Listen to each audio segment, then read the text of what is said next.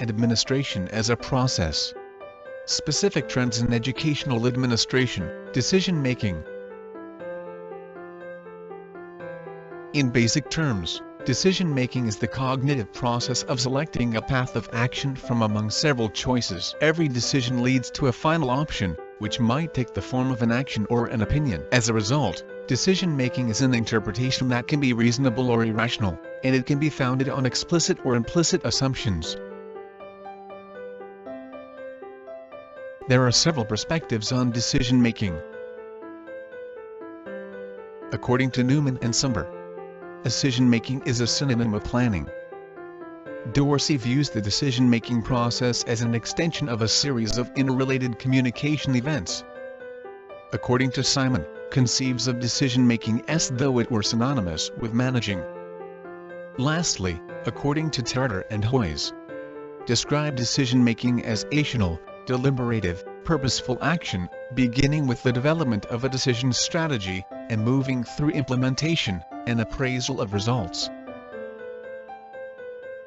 The decision-making process essentially ends with a variety of options or a single conclusion that urges certain behaviors.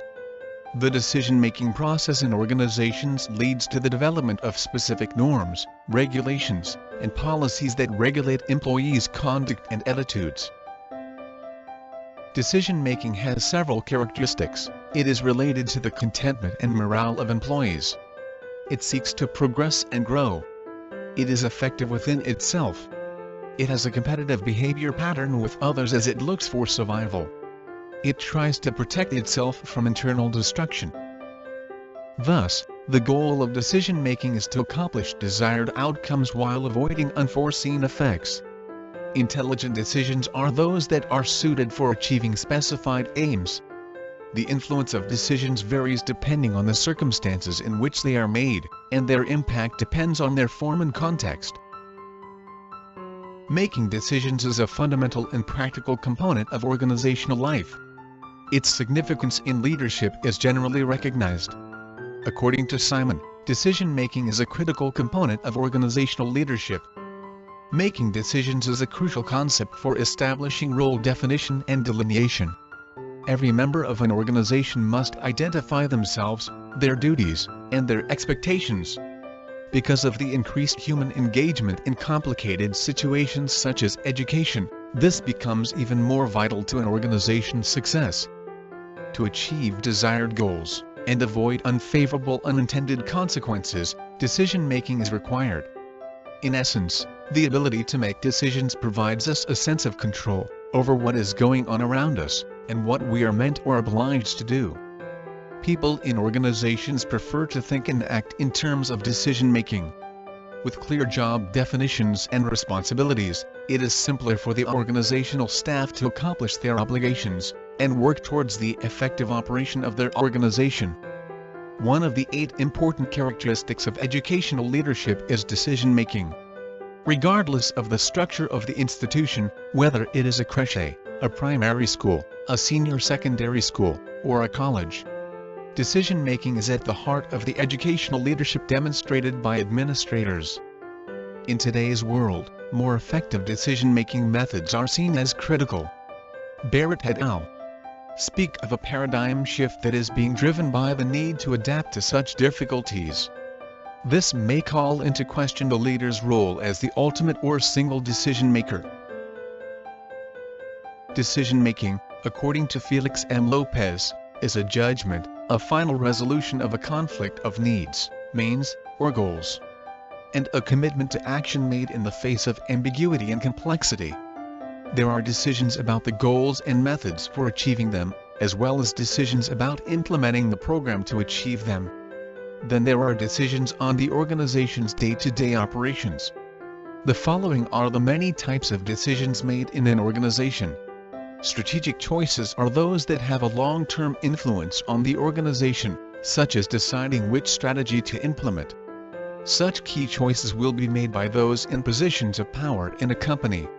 Tactical choices, as the name implies, are concerned with decisions to be taken during execution. Such choices are made at the intermediate level of management.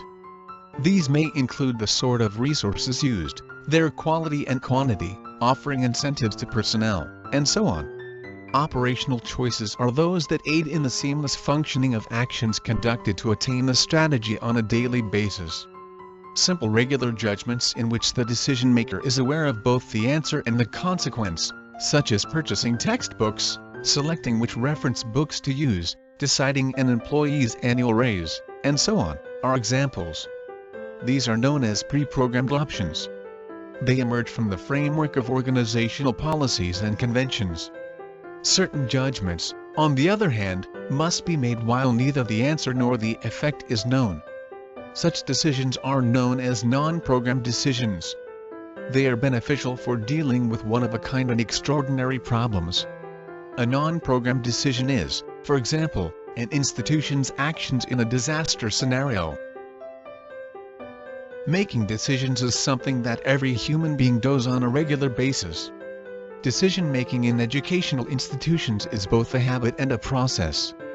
Processes include administrative tasks, value-laden quandaries, are subject to various and competing demands, and are people-intensive.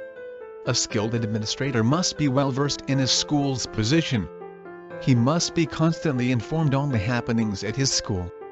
The administrator must have precise information about students' performance, teaching aids, discipline, teacher performance, food services, and community relations.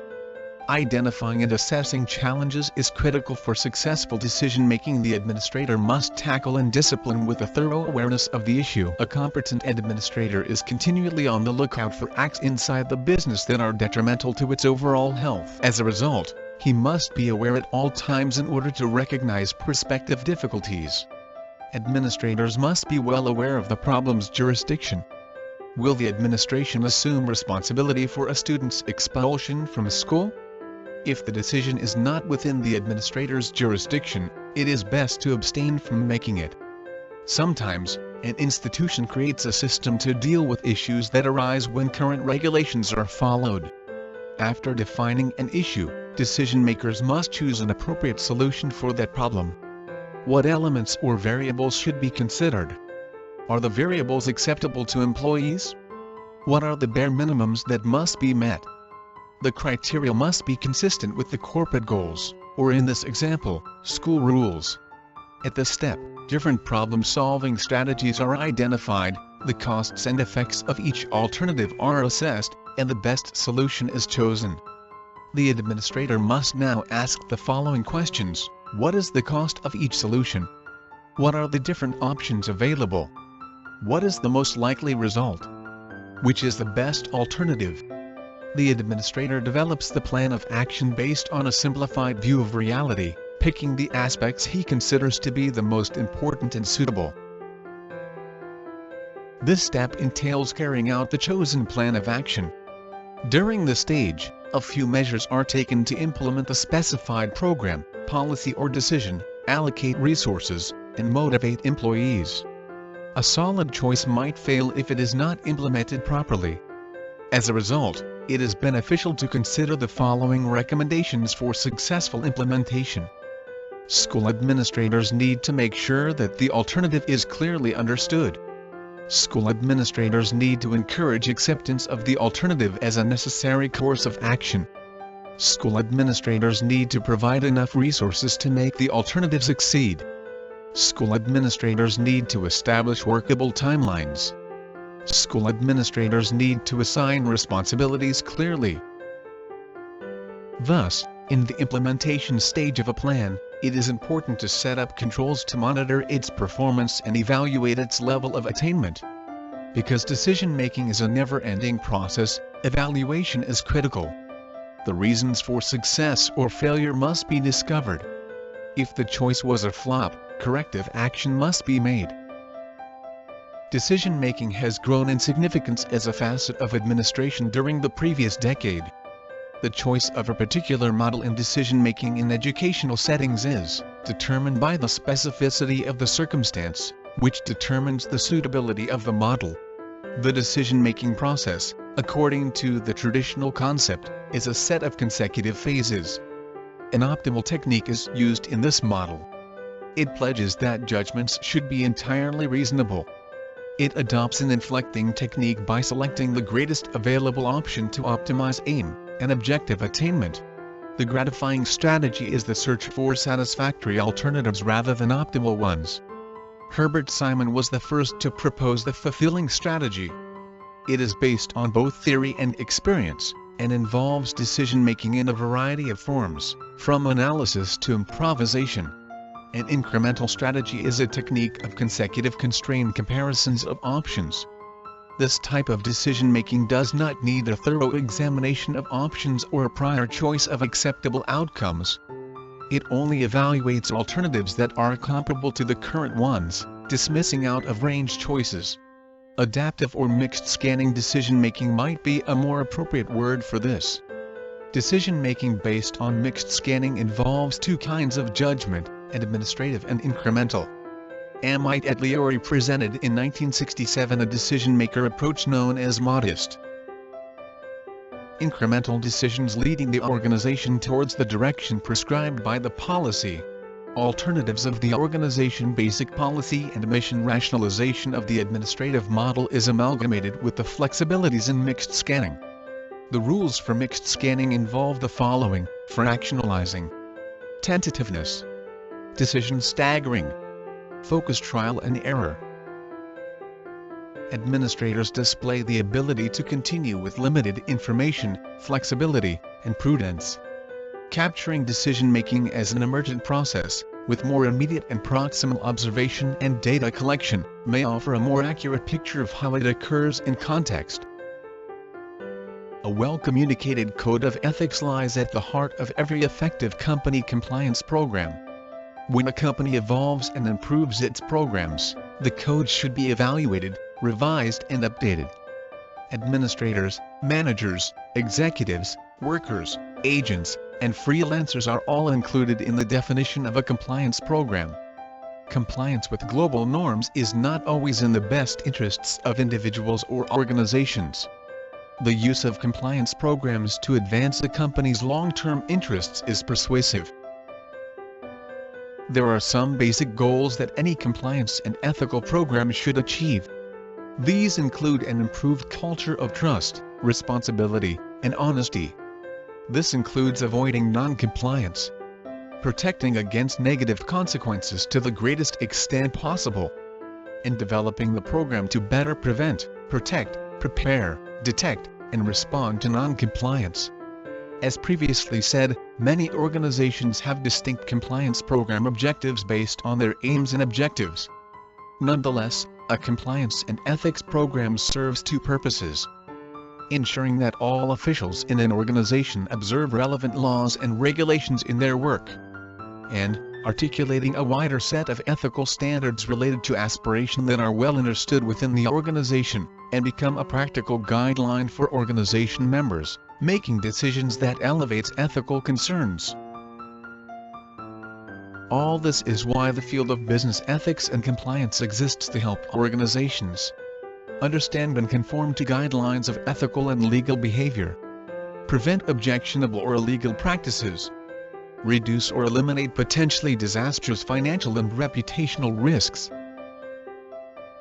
America's National Center for Preventive Law established corporate compliance principles in 1996. Many appropriate managerial approaches to guarantee compliance are identified by the compliance principles described below.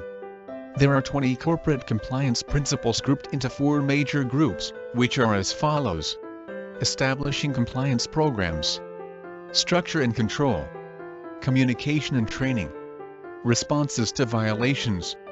Using these principles as a guideline for their own compliance program frameworks, and administration executives should be well on their way to implementing successful compliance programs that provide significant company advantages. Establishing compliance programs. Organizations must practice compliance through the construction and continuance of an effective compliance program.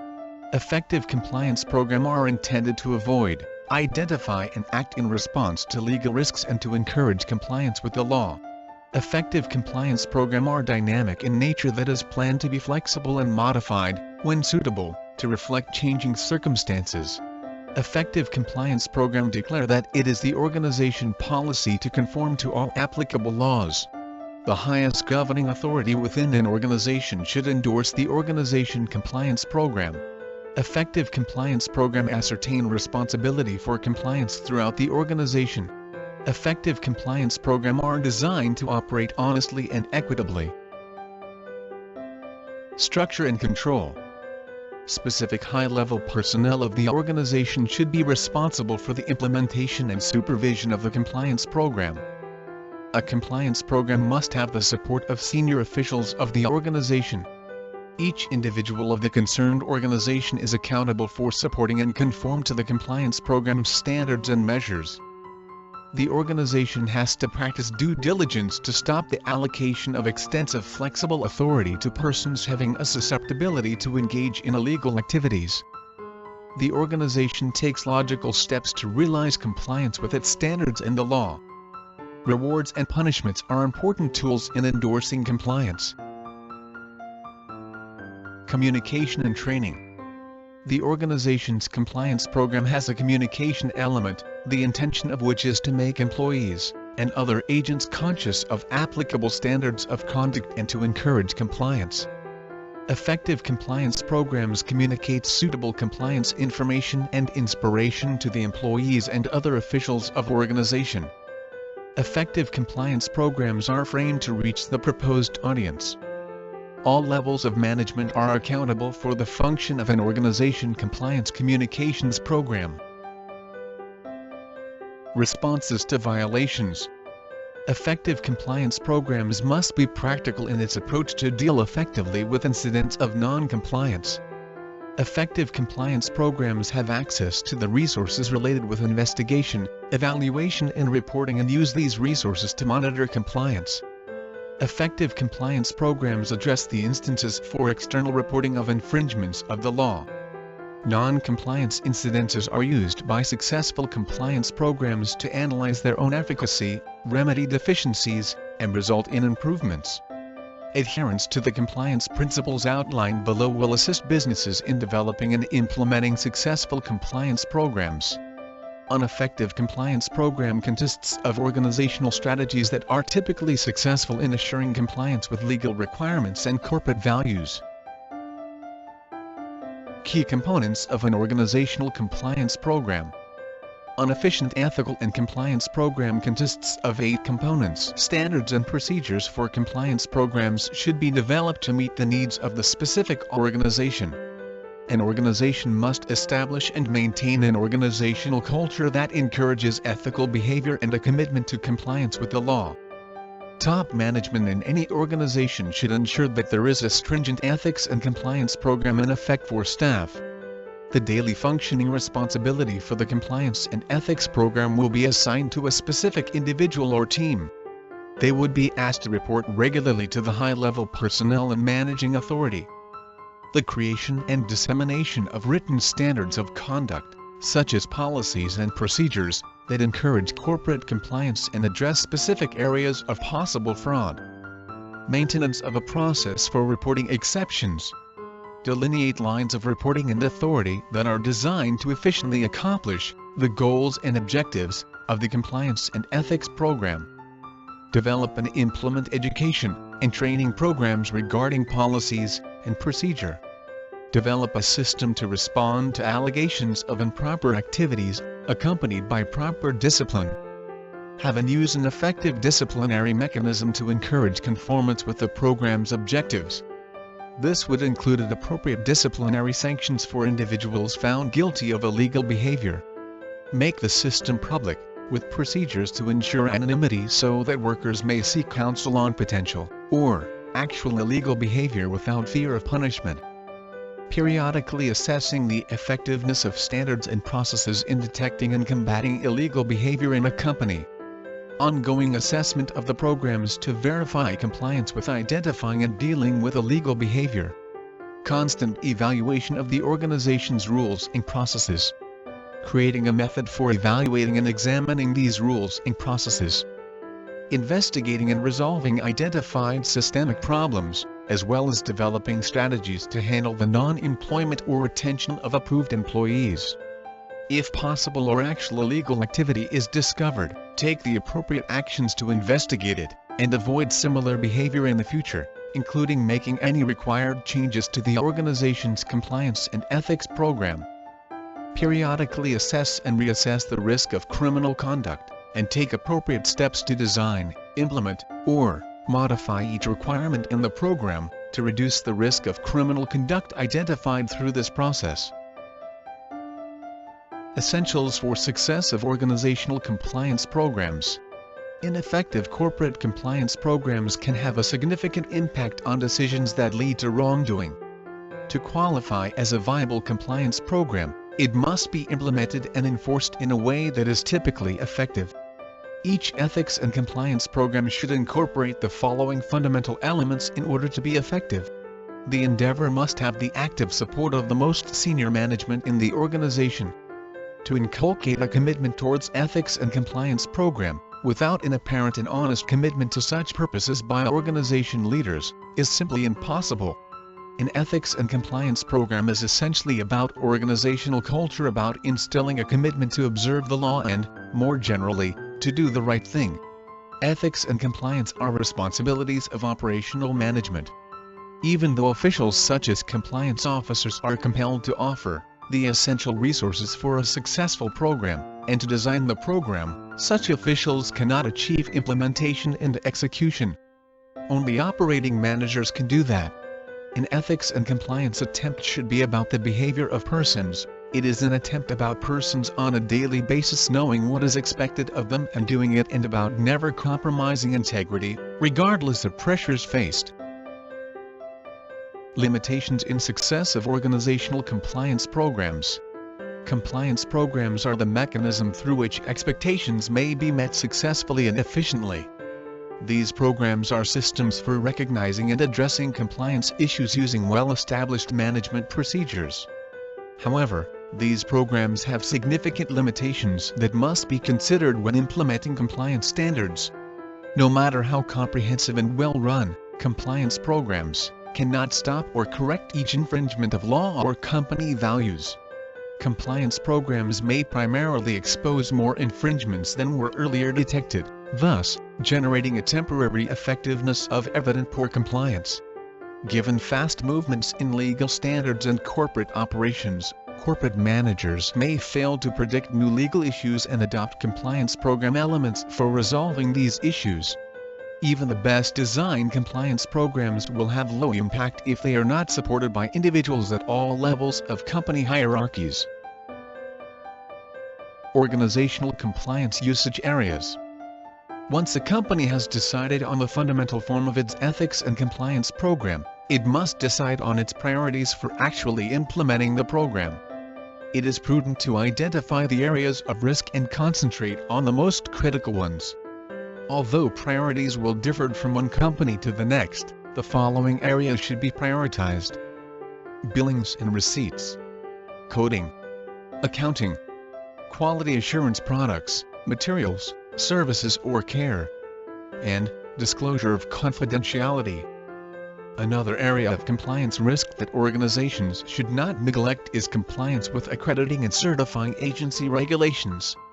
The following are just a few examples of sectors or organizations where organizational compliance might be an issue: bad faith by insurance companies, employer misconduct, food health law, premises safety, nursing home and hospital care, defrauding customers and employees, anti-competitive business activities.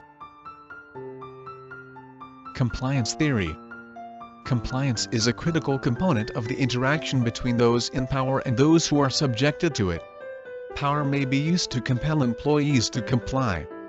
The amount of engagement, on the other hand, expresses the employee's attitude towards such power. Depending on the corporate culture and its members, different types of authority and engagement may result in different types of compliance. The many patterns of compliance play an important role in the company. EDCN pioneered a new approach to organizational structure known as compliance theory. He categorizes organizations based on the sort of power they wield to control the behavior of its members and the level of participation of the participants. EDCN identifies three types of organizational power: coercive, utilitarian, and normative, and relates these to three types of involvement: alienative, calculative, and moral. Types of power. Coercive power entails the threat of using physical force to force someone to conform, as in a master-slave relationship. It uses force and intimidation to maintain control over lower-level members. Prisons, custodial mental institutions, and military basic training are all examples of organizations that use coercive authority. Utilitarian power uses remuneration or extrinsic rewards to control lower-level participants. Most business firms emphasize such extrinsic rewards. These rewards include salary, merit pay, fringe benefits, working conditions, and job security. Besides many business firms, utilitarian organizations include unions, farmers' co-ops, and various government agencies. Normative power is based on the assumption that authorities have the authority to guide behavior. Many professionals are employed in normative organizations, such as schools and hospitals. In this situation, management's authority is based on its capacity to manipulate symbolic incentives. Public schools fall under this category, albeit there are significant variances in how they employ authority to achieve member obedience. Types of involvement. All three forms of power may be used to gain the cooperation of subordinates in organizations. The relative efficacy of each technique is determined by the engagement of each organizational participant. Involvement is a person's orientation to an item, measured in terms of intensity and direction. According to EDCN, individuals' participation might be classified as alienative, calculative, or moral. Alienative involvement denotes a strong, negative attitude. It denotes that the power subject disagrees with the power holder and complies against his will in order to avoid bodily punishment or incarceration. Inmates in jails, patients in correctional mental institutions, and enlisted people in basic training are all at risk of being estranged from their organizations. Calculative involvement. It refers to the subject's purposeful decision to cooperate in the hope of receiving a reward or avoiding consequences. Calculative participation denotes either a negative or a positive low-intensity orientation. Calculative tendencies predominate in merchants' ties with long-term clients in many sorts of commercial alliances. Moral involvement. Moral engagement denotes a high-intensity positive outlook. It is the product of norms and values-based agreement. The parishioner's participation in her church or synagogue, the committed member of his political party, and the devoted follower of her leader are all moral. Relationship of power to involvement. EDCN suggests three types of participant involvement: alienative, calculative, and moral. Table 1.1. When 9 categories of compliance are plotted in a matrix, 9 types of compliance appear. A combination of control tactics and compliance methods results in a single form of organization, which EDCN refers to as a congruent type. Only 3 of the 9 potential combinations provide the foundation for constant compliance. They are consistent in the sense that the participation of certain individuals generates appropriate types of power in order to maximize compliance. Because congruence is more effective because social units are under external and internal pressure to be effective, congruent relations 1, 5 and 9 are seen more frequently than the other 6 categories. According to EDCN, when an organization uses coercive authority, people frequently react with hatred, which is known as alienative involvement. Utilitarian power typically leads to calculative participation, in which individuals seek to maximize personal advantage. Finally, normative power frequently generates moral participation. For example, members are dedicated to their organization's socially good aspects. Some organizations use all 3 sources of power, but most focus on just one, relying less on the other 2. Power specialization happens when 2 forms of power are promoted at the same time with the same participant group and tend to counteract each other. Using force, terror, or other coercive means, for example, frequently results in such high-level alienation that using normative power successfully becomes difficult. This might be one of the reasons why adopting coercive control to achieve student cooperation in schools frequently results in a shift in educational aims. Similarly, it might explain why teachers in progressive schools are often opposed to physical punishment. Even though organizations have little control on the engagement of members as well as the power employed, differing compliance relations might exist. Members' involvement is determined by elements outside the organization's control. EDCN developed a few theories based on this theoretical foundation, which are listed below. The commitment of an individual towards an ordinance is not similar to compliance. Commitment is possible only when legitimate ordinance is sensed with the subordinate internal requirements. The legitimacy of power is not going to make its use effective in itself. But normative power is more likely, while coercive power is least likely, to be viewed as legitimate. There is a separate compliance pattern of each organization. The organizational compliance of OR hierarchy is more complex than the higher one. The OR hierarchy comprises workers, inmates, employees, members, and so on. The compliance structures of an organization vary from congruent to incongruent structures. The involvement of members in an organization is affected by both the degree of needs, desires and wishes as well as the legitimacy of the authority. EDCN concluded that there are three kinds of formal organizations based on his classification of compliance patterns. In the normative organizations, people join these organizations willingly as they regard the goals morally valuable. In the coercive organizations, these organizations are joined by people out of compulsion. In the utilitarian organizations, these organizations are joined by people in pursuance of material rewards. The organizational development. Organizational development is a conscious effort to increase an organization's ability. The purpose is to implement effective organizational change through an ongoing and systematic process. Organization development, using several multidisciplinary methods and research, can design and devise interventions which are apart from traditional organization development approaches. Warren Bennis defines organizational development as response to change, a complex educational strategy intended to change the beliefs, attitudes, values and structure of organizations so that they can adapt to new technologies, markets and challenges and the dizzying rate of change itself. From this definition, one can comprehend four words which are regarded today as key components of organizational culture: beliefs, attitudes, values and structures. Richard Beckhardt. Organizational development is defined as planned effort, organization-wide, managed from the top, to increase organizational effectiveness and health through planned interventions in the organization's processes, using behavioral science knowledge.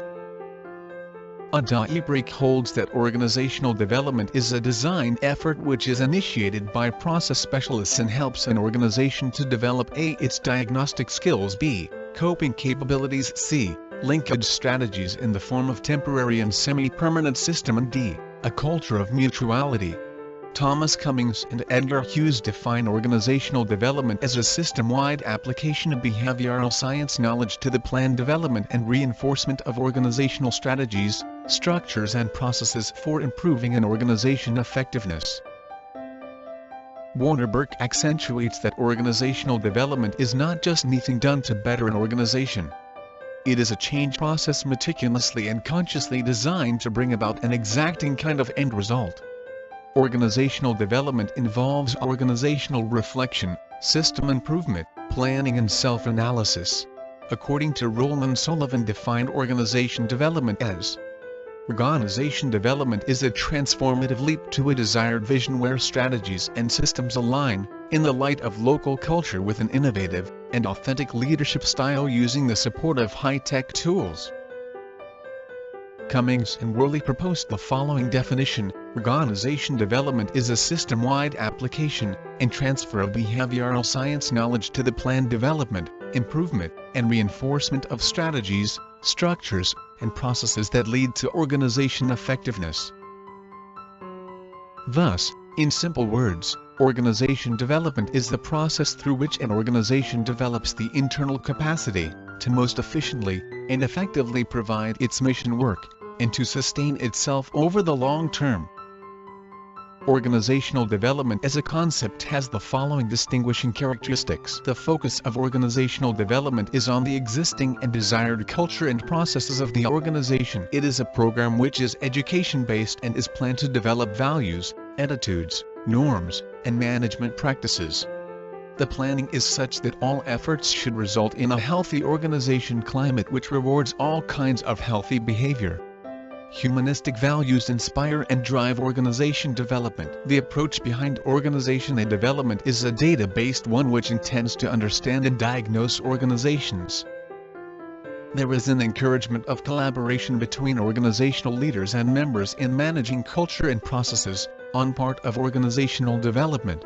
Organizational development believes that teams of all kinds are particularly important for task accomplishments. The focus from the angle of organizational development is primarily on the human and social side of the organization. Organizational development advocates participation and involvement in problem-solving and decision-making by all levels of organization. It is a planned strategy which is long-ranging in nature for managing change. Further, it also recognizes that the dynamic environment of the organization requires the ability to respond quickly to changing circumstances. Organizational development views organizations as complex social systems with a focus on systemic change. Organizational development practitioners focus on communication of problem-solving skills and knowledge of continuous learning through self-analytical methods to clients, to enable them to solve their problems on their own. They may take the role of facilitators or collaborators or co-learners with the client system.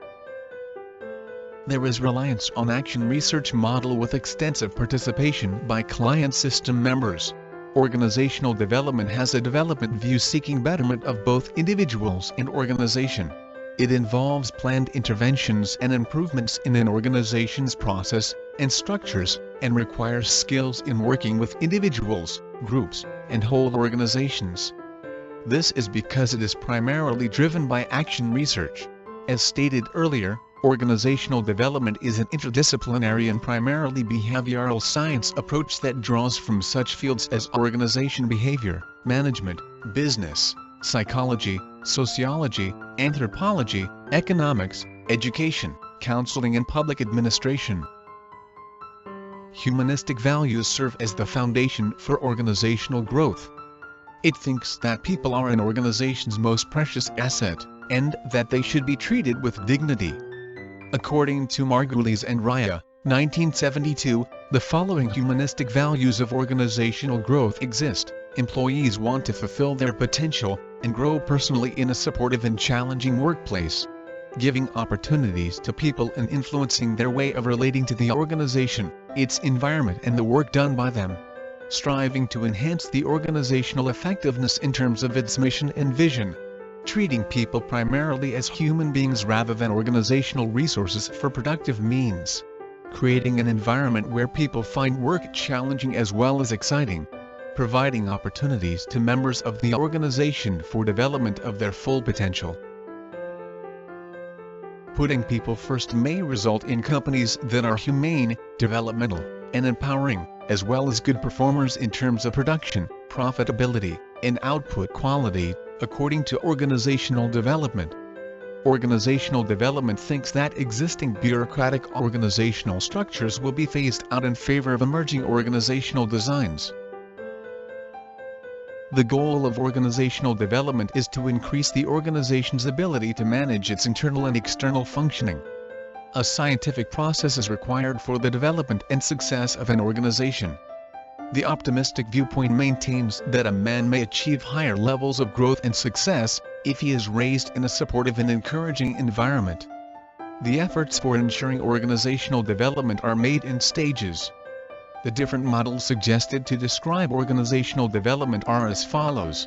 Action Research Model. This model comprises the following stages: identification of the problem, inviting a behavioral science expert, gathering data, providing feedback, joint diagnosis of the problem, taking action, and gathering data after action has been taken. The other model of organizational development is the Lewin's Change Model. This model comprises the following three stages: unfreezing, movement, and refreezing. Back in 1940s, Kurt Lewin developed a model for understanding organizational change. Radical changes may have happened after that, however, that model is still treated as the cornerstone model to explain organizational development. His model is known as Unfreeze Change Refreeze, which has been discussed in detail as follows. Unfreeze. Change involves first breaking down the existing status quo before you can build up a new way of operating. This first part of the change process is usually the most difficult and stressful.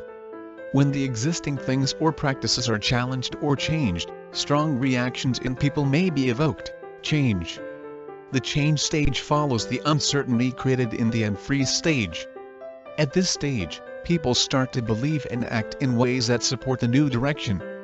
Understanding and accepting the changes requires an input of time from people. This would require a great deal of time and effort on the part of management. Refreeze. When the changes are taking shape and people have adopted the new ways of working, the organization is ready to refreeze. At this stage, people and the organization need help to internalize or institutionalize the changes. It ensures the incorporation of changes into the daily business activities. The planning model. The various stages include the following: scouting, entry, diagnosis, planning, action, stabilization, evaluation, and termination. The plan change process is a dynamic process consisting of 7 stages.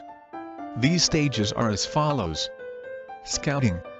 The most important objective of an organizational review is to find the best points that need to be changed, or from where the change should be initiated.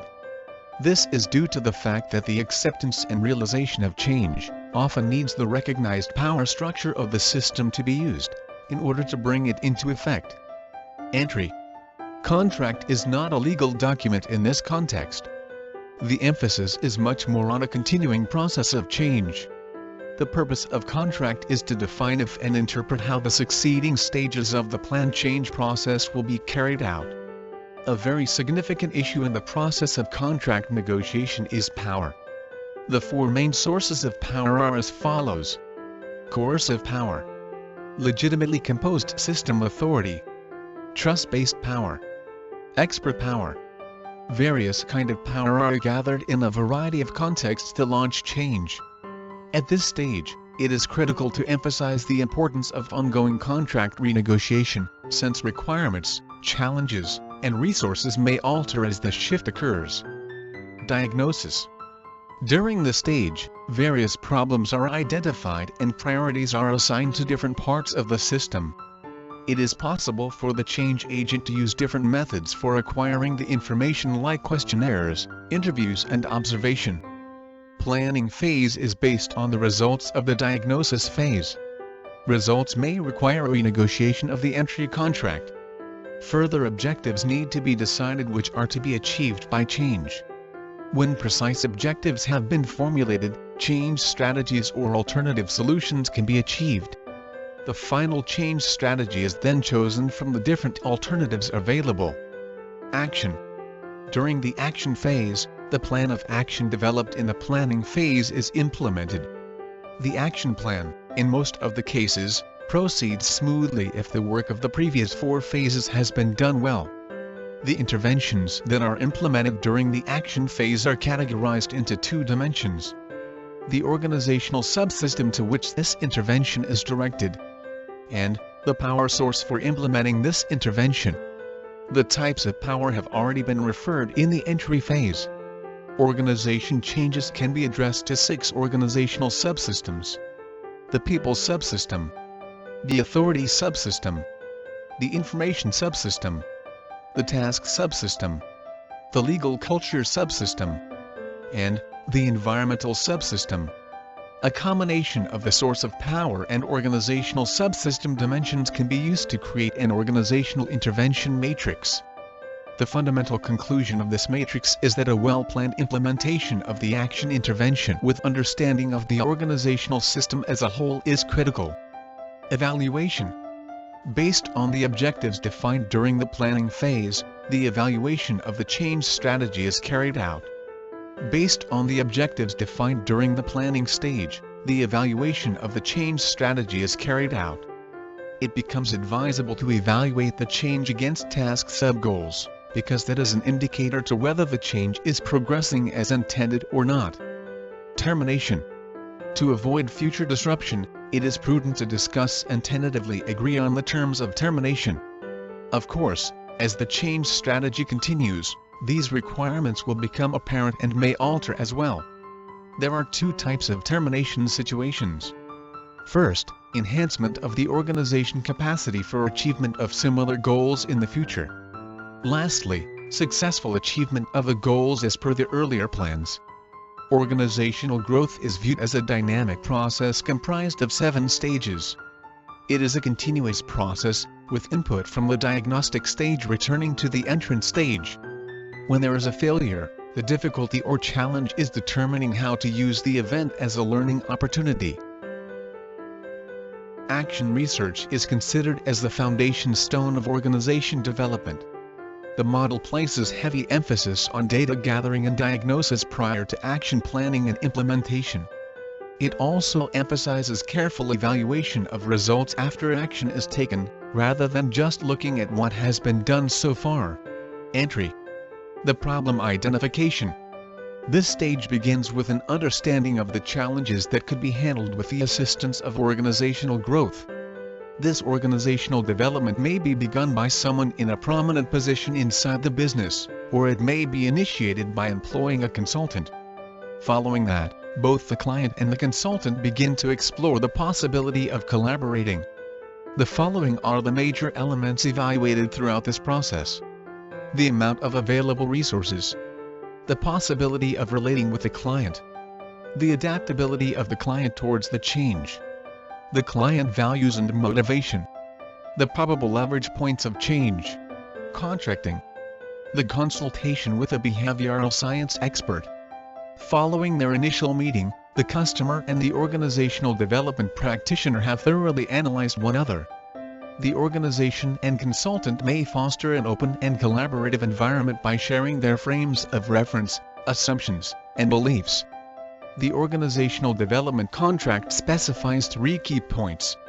First, what each party expects to gain from the connection. Second, how much time each party will devote, when, and at what expense, and lastly, the ground rules under which the parties will function. This would aid in the establishment of a healthy relationship between the two parties concerned. Diagnosis. Data gathering and preliminary diagnosis. At this stage, the organizational development practitioner gathers early data on the organization, frequently in collaboration with members of the company. This includes not just acquiring relevant information, but also analyzing and determining the root causes of issues in companies. Interviews, process observation, surveys, and organizational performance data are some of the basic ways for acquiring data. Feedback. The basic data from the client members is collected and presented to them for validation and further diagnosis. The diagnostic data is sent back to the client. The consultant works with the client to reach the ultimate diagnosis that describes the current state of the system. Here, members have a discussion regarding the feedback. As a model, action research provides both the theoretical underpinnings and the practical application of organizational change. It empowers employees and enables the organization to sustain the change by providing data, not only of how to make the changes required today, but also on the change process itself. Essentials for the success of organizational development. Organizational development can be applied anytime an organization wants to make plan improvements using the organizational development values. Organizational development is not a technique or a group of tools. Moreover, it is not necessary that all organizational development efforts would be a success. There are occasions when even well-planned organizational development initiatives hit the ground. There are certain essentials for success of organizational development. Some of the important ones are mentioned as follows. A willingness to invite a consultant for the change is necessary on the part of the organization, and this would stem from a belief in the applied behavioral science profession. All the efforts of organizational development would need active involvement and support of top management. Top management and key persons in the organization need to perceive the organizational problems without any blurred and biased vision. A readiness on the part of the organization to indulge in action research, which would mean active involvement in conceptualization, implementation and evaluation. An understanding of the organizational development as a continuous process with patience in waiting for results. The organization, especially the top management, should have adequate awareness of behavioral processes. The management should have a genuine belief in human resources. Only if they would have that kind of belief, that organization would be able to hold that kind of endurance in different organizational development initiatives. An octopace climate which indicates openness, confrontation, trust, authenticity, proaction, autonomy, collaboration, and experimentation. There should be a belief in training and development. An involvement of line managers and human resource managers in framing the human resource policies of the organization, and also ensuring that these policies are congruent with organizational development philosophy and values. Facilitators for organizational development should be identified and developed. Preferably these should be internal resource persons.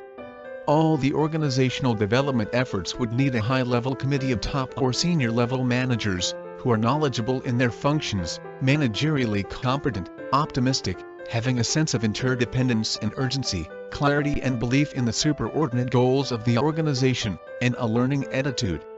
The members of the organization should be willing to change their thoughts and feelings as a result of efforts. The organization should have a belief in searching for the better way of doing or managing, and adaptability to change. The members of the organization should be willing to change their thoughts and feelings as a result of efforts.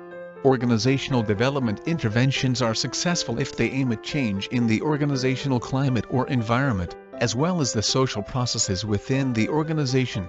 The interventions planned should be based on scientific diagnosis, and parameters for measurement of success should be clarified in advance. Last but not the least, the interventions should be chosen by the client from amongst many alternatives.